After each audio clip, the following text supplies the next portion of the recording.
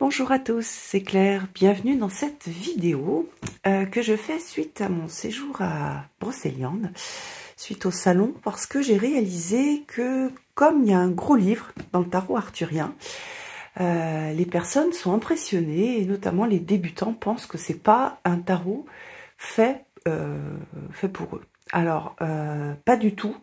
Justement, il y a un gros livre parce que le tarot, je l'ai fait pour les débutants, pour les gens qui sont plus avancés et pour les gens qui connaissent bien le tarot. Je voulais que chacun puisse s'y retrouver en fonction de son niveau ou de ce qu'il a envie de faire, puisque parfois on n'a pas forcément envie de faire des choses trop complexes, même si on connaît bien le tarot.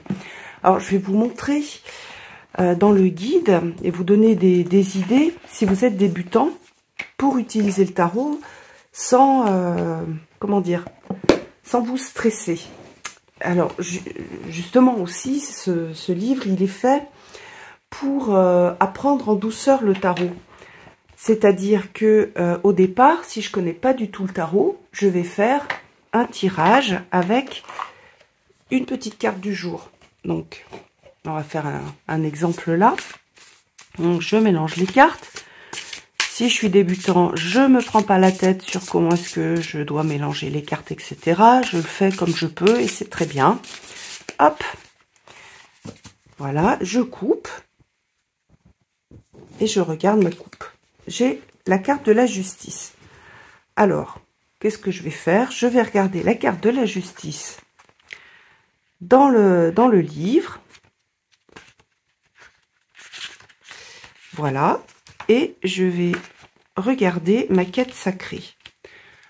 Et je vois que je sers la paix et la justice. Donc ça, c'est ma petite carte de la journée. Et puis ma quête sacrée de la journée ou de la semaine, peu importe, selon ce que j'ai décidé de faire. Parfois, moi, je le fais pour la journée. Et puis finalement, par exemple, sur ce type de quête sacrée, je vais le garder toute la semaine. Et je vais avoir ça en tête. C'est ce qui va m'accompagner. C'est un petit peu ma mission pour la journée ou pour la semaine. Et ça va me soutenir, je vais me sentir soutenue. Et je vais y penser si par exemple je me retrouve dans des situations de conflit ou dans des situations où il y a de l'injustice. Et je vais voir que c'est ça en fait qui est là pour m'accompagner, qu'il y a une énergie qui est là pour m'accompagner, pour servir justement cette paix et cette justice. Alors, cette énergie, je peux la voir comme extérieure ou alors c'est ma part divine qui est là pour me soutenir pendant ces journées où c'est cette carte-là qui va m'accompagner. Alors, en faisant ça, petit à petit, je vais tirer des cartes différentes et ça va me permettre de connaître de mieux en mieux mon tarot et aussi de comprendre en fait les significations du tarot. Donc bon, ici, elle s'appelle la justice, donc on se doute un petit peu de sa signification. Mais si j'avais eu une autre carte, par exemple, hop, on va prendre une carte qui n'est pas, voilà, le 7 de denier. Je vais voir le 7 de denier.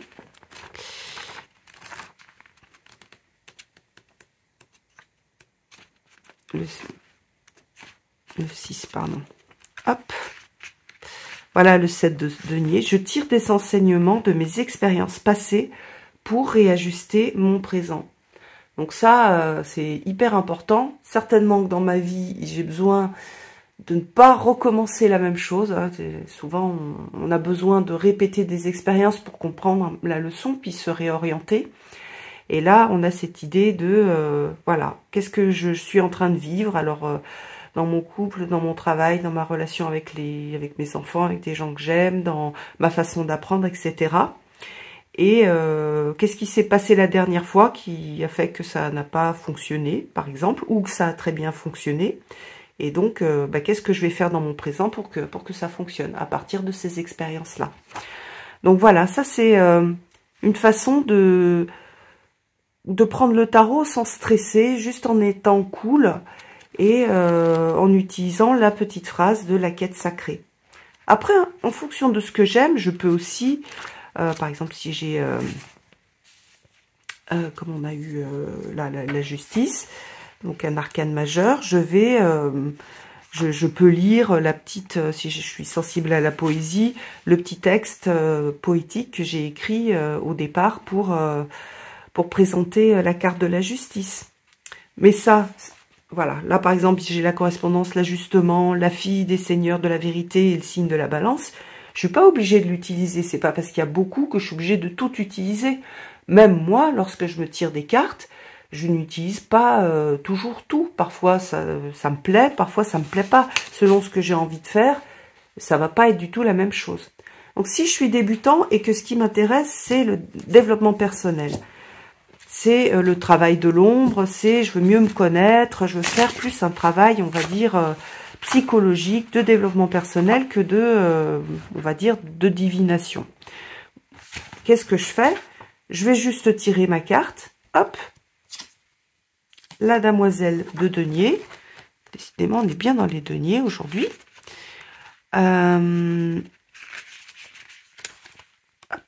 Voilà. Qu'est-ce que je regarde? Je vais regarder le journaling. Journaling, ça veut dire écrire dans un journal. Donc, c'est vrai que c'est un mot anglais qui a été un peu... qu'on voit un petit peu de partout, donc qui est utilisé pour expliquer cette idée de travailler dans un journal. C'est écrire dans un journal intime. Et je me posais la question, qu'est-ce que j'ai envie d'étudier, d'apprendre? Est-ce que je suis capable de voir la beauté de mon corps? Comment cultiver la bienveillance vis-à-vis de lui? Qui suis-je lorsque j'incarne cette demoiselle? Donc ça, c'est plus pour apprendre à partir de, on va dire, des définitions ici, enfin, oui, des définitions et de la signification de la carte. Donc ça, c'est un peu plus complexe, mais je peux rester juste sur une des trois, une des deux, pardon, sur donc soit l'étude, apprendre, soit le lien au corps, et je peux écrire sur les deux ou sur juste une seule. Et j'écris, mais j'ai pas besoin d'écrire un livre. Je peux écrire juste 3 petites phrases, ou juste me dire, ah oui, en ce moment, j'ai un discours intérieur par rapport à mon physique qui est quand même un peu violent. Voilà, comment est-ce que je peux cultiver la bienveillance vis-à-vis de lui? Eh bien, je vais essayer de voir les choses qui sont jolies dans mon corps, les choses qui sont harmonieuses. Je vais avoir peut-être, selon ce que je traverse en fait, de la reconnaissance pour tout ce qui m'apporte, ce corps qui me permet encore de marcher, de courir. Je vais regarder l'aspect charme, je vais accepter les compliments des autres au lieu de rester sur n'importe quoi, je m'aime pas parce que je suis comme si je suis comme ça. Voilà, donc, ou alors, qu'est-ce que j'ai envie d'étudier? Bah tiens, justement, le tarot, j'ai bien envie de l'étudier. Et j'ai envie de l'apprendre, mais j'ose pas. Pourquoi est-ce que j'ose pas? Bah oui, je me sens pas assez à la hauteur. Puis finalement, bah non, je vais commencer doucement, comme pour tout. Hein. C'est comme la musculation. Je commence pas par prendre des poids de 100 kilos. Je commence par des petites choses. Donc, j'ai commencé par ma quête sacrée, ou justement me familiariser avec le journaling, ou juste regarder. Bah là, par exemple. La damoiselle de denier, qui c'est cette damoiselle, voilà, qu'est-ce qu'elle représente? Bah, tiens, c'est ses lunettes, qui va prêter son anneau d'invisibilité à Yvain pour le sauver, et puis elle va reconnaître sa valeur, et elle va donc l'aider à conquérir le cœur de sa maîtresse. Donc on a cette idée de magie, de générosité aussi. C'est vrai que dans la damoiselle, on a la robustesse, donc je vais le dire, mais c'est tout. Je vais pas apprendre par cœur. Hein. Moi, je vous déconseille d'apprendre des choses par cœur. En fait, vous allez les apprendre au fur et à mesure que vous allez tirer les cartes. Donc, n'apprenez rien par cœur, lisez juste. Si vous avez envie, si vous n'avez pas le temps, faites juste du journaling. Et puis, pour commencer à connaître votre jeu, regardez juste la quête sacrée et portez-la chaque jour ou chaque semaine. Et en plus, Anna a fait des super belles peintures. Vous pouvez les mettre sur votre table de chevet. Donc, ça vous fait une jolie peinture. Quelque chose une sorte de message de votre guide ou de votre partie divine qui vous accompagne. Et petit à petit, vous allez apprendre et mieux connaître votre jeu. Autre chose que vous pouvez faire avec, avec le jeu pour un peu vous familiariser aussi avec les cartes et surtout développer un lien beaucoup plus profond avec comment dire, avec le jeu, c'est de calculer les cartes de naissance. Alors il y a plusieurs façons de calculer les cartes de naissance. Là j'ai choisi pour le jeu comment dire le travail d'Alistair Crowley, donc du tarot Thoth. Et ici je vous ai fait pour rien avoir à calculer un tableau pour pouvoir trouver votre carte d'essence, donc qui correspond à l'essence profonde voilà, l'essence profonde de ton être, à la couleur particulière de ton âme. Donc voilà, moi j'ai mis un exemple. La carte personnalité, qui est la carte de cours qui correspond voilà, au caractère, à la façon que tu as de te comporter et d'appréhender le monde. Et la carte destinée, qui est en lien donc aussi avec la date de naissance. Voilà, elle correspond à la quête personnelle du Graal. Donc c'est super simple. Il suffit de regarder, par exemple, moi je suis née le 12 février. Donc je cherche, hop, du 9 au 18 février. Donc je vais être liée à l'étoile, au chevalier de coupe et au 7 d'épée. Donc voilà, le tableau il est fait vraiment pour simplifier. Il y a 0 calcul. Il faut juste regarder dans le tableau. Et donc après on va avoir ces 3 cartes. C'est super intéressant de se poser les questions de pourquoi est-ce que ces 3 cartes correspondent à par exemple mon essence, ma personnalité, ma destinée. J'ai mis donc à chaque fois l'exemple pour moi, pour vous montrer comment est-ce que moi je les ai interprétés. Ça vous donne voilà, un exemple de travail que l'on peut faire par rapport à ces cartes. Et puis surtout, bah, ces 3 cartes-là, ce sont mes cartes en fait. Ce sont des cartes particulières qui vont faire que je vais créer une sorte de lien émotionnel particulier aussi. Donc moi, j'ai celle du cavalier de coupe. Donc, par exemple, je suis très liée à Perceval. Voilà, donc c'est intéressant. La carte de essence, c'est l'étoile qui est la dame aux étoiles, avec laquelle j'ai eu un coup de cœur. J'ai eu un coup de cœur sur cette histoire-là.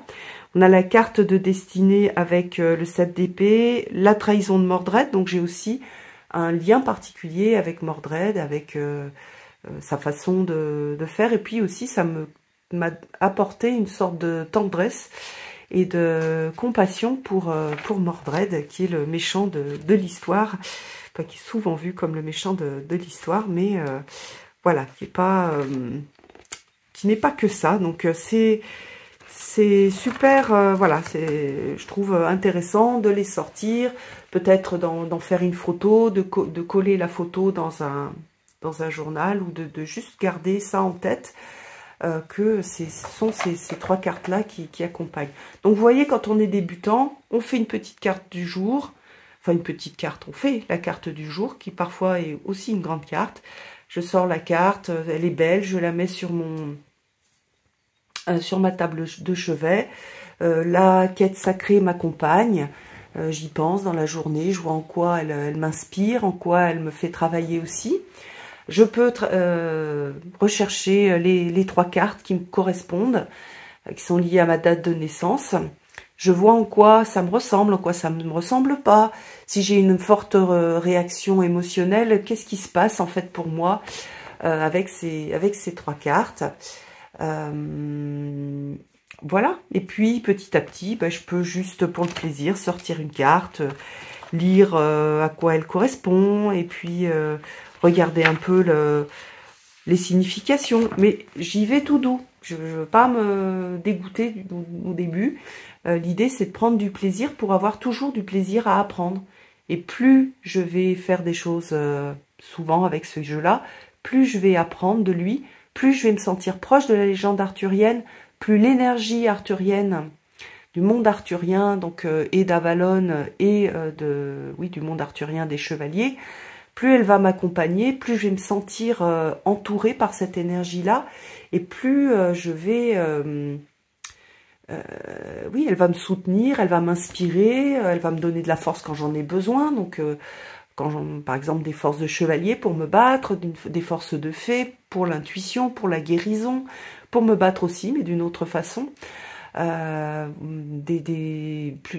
je vais aussi travailler la souveraineté, le fait d'être souveraine de mon domaine, de moi, de comment je gère ma vie. Donc, il y a tout ce travail-là qui se fait petit à petit, même sans en avoir l'intention. Mais pour ça, il faut pas se laisser impressionner par le grand livre. Il faut se dire que il est gros, mais je peux utiliser juste les petites choses au départ, la quête sacrée notamment, et que petit à petit, je vais ressentir ce lien avec la légende, avec la puissance de cette légende arthurienne. Voilà, j'espère que ça vous aura éclairé. Et puis, je vous embrasse tous, je vous donne rendez-vous pour une prochaine vidéo. À bientôt!